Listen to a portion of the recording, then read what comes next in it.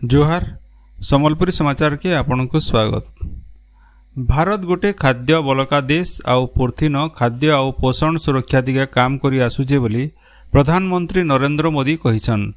नवा दिल्ली ठाने आंतर्जातिक कृषि अर्थशास्त्री परिषद 32 नंबर अधिवेशन के उद्घाटन करी प्रधानमंत्री कहिछन जे कृषि क्षेत्र के अतका वर्कस करबार आउ कृषिजीवींकर जीवन शैली थी उन्नति आनबार लगी सरकार भिन्न भिन्न प्रकार पदक्षेप ग्रहण करुछन। सरकारंकर आर्थिक नीति थी कृषि गोटे प्रमुख स्थान ग्रहण करिछि बोली प्रधानमंत्री कहिछन।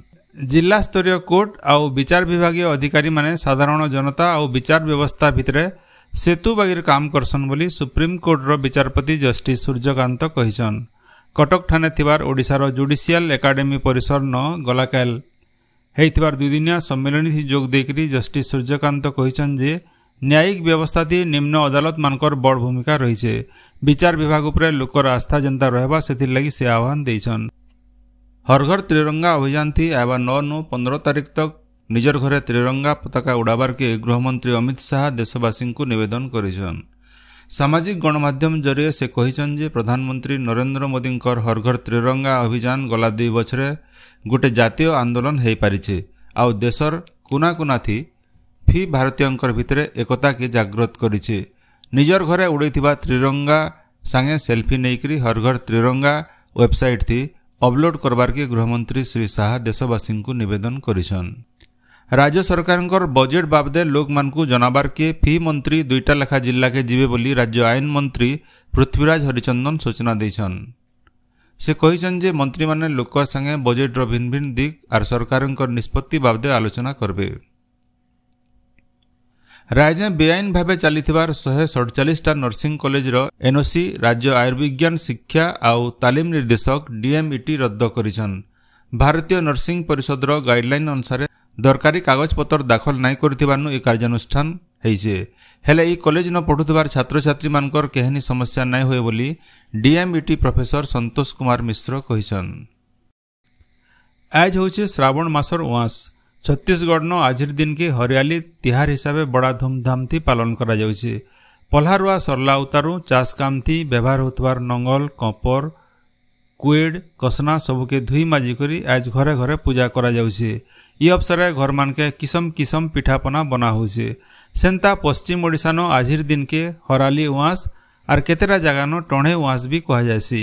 ई तिथि न गाँ मान के कादो यात्रा पालन करबार परंपरा रहिछे।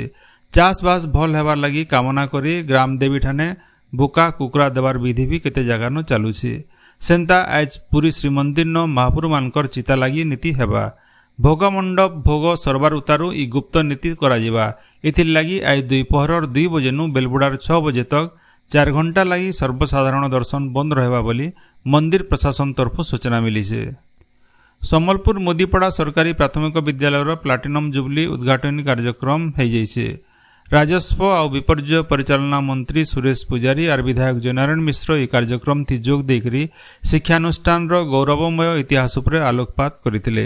यह अवसर भिन्न भिन्न प्रतियोगितार कृति प्रतियोगी और वरिष्ठ शिक्षक मानकु संबर्धना दिया जाइथिला। Bargarh 1 number division grid substation मरामती लगी आवा 5 तारीख सकाल 5 बजानु दिनर 2 बजे तक बिजली जोगाण बंद रहबा। बरगढ़ सहर आशा किरण भटली छक घुलीपाली नदीखंडी तलीपड़ा निगमानंद विहार ल कॉलेज रोड आखर पाखर इलाका न बिजली जोगाण बंद रहबा बोली विभाग तरफ सूचना दिया जाइछे।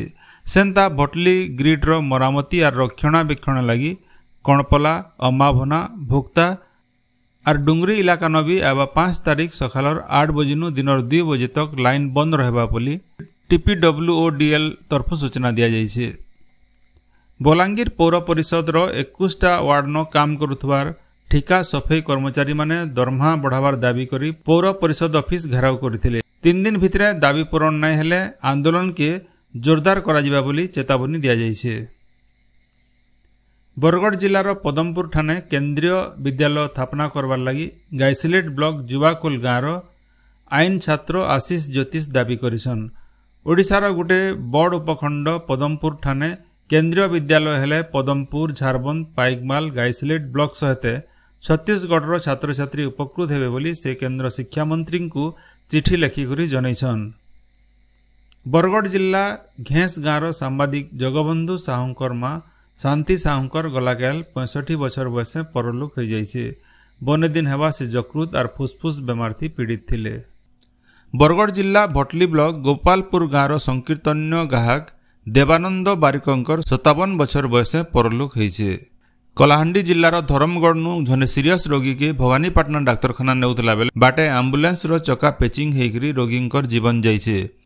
बरगढ़ जिला सोहेला पंचायत समितिर बैठक ब्लॉक अध्यक्षा बबी प्रधानकर अध्यक्षताते हो जाइछे। भटली विधायक इराशिष आचार्य ई बैठक थी जोग देकरी सोहेला ब्लॉक न कार्यकारी हेउतवार सरकारी योजना माने धारिज समियानो सारबार लगी विभागीय अधिकारी मानकु परामर्श देइछन। बलांगीर जिला पाटनागढ़ बसस्टाण्ड पासे सांप चाबिकरी झनकर जीवन जाइछे। गला राति घरे सुईतला बेले गोटे विषाण सांप ताहाकु चाबी नेइथिला। बरगढ़ जिला अताबेरा थाना गोड़भगा तुरुम रास्तार दुलमपुर छगनु गोटे कार धक्का थी गौरटिकरा गाँवर जने मोटरसाइकिलियांकर जीवन जाइछे। पुलिस कार ड्राइवर के गिरफ्त करिछे। बरगढ़ जिला गाइसिलेट ब्लॉक कोटाबहाल नेताजी उच्च विद्यालय न प्रधान शिक्षक मानकर गोटे बैठक हो जाइछे। एथि 23 जन हेडमास्टर जोग देकरी विद्यालयर सुविधा असुविधा विषय आलोचना करथिले। जबर वर्षा थी गोटे बड़ तेतेल गज उपड़ी जीवारनु बरगढ़ जिला झारबंद ब्लॉक बिलासपुर डभा रास्ता बंद हो जाइथिला। अग्निशम विभाग कर्मचारी माने आसिकरी गज काटिकरी सफा कला उतारू गाड़ी मोटर चलाचल स्वाभाविक होइथिला। राज्यर भिन्न भिन्न इलाका न वर्षा लगी रही बेले आज संबलपुर बरगढ़ झारसुगुड़ा और सुंदरगढ़ जिलार केते जागा न जबर वर्षा हो पारे बोली पाणीपाग केन्द्र तरफु सतर्क करा जाइछे। ई जिला मानकर गुटे जुड़े जागा न 7 नु 11 सेंटीमीटर तक वर्षा हो पारे बोली पाणीपाग केन्द्र अनुमान करिछे। आपण माने सबुदिन सुनुछन आमर भाषा थी रेडियो खबर संबलपुरी समाचार। संबलपुरी समाचार बाबदे आपणकर मतामत देवार सहित ई काम के आगे जारी रखबार लगी तहक और सहयोग देवार के अनुरोध। आमर यूट्यूब चैनल के लाइक शेयर और सब्सक्राइब करुन आउ फेसबुक पेज के फॉलो करुन। जोहार।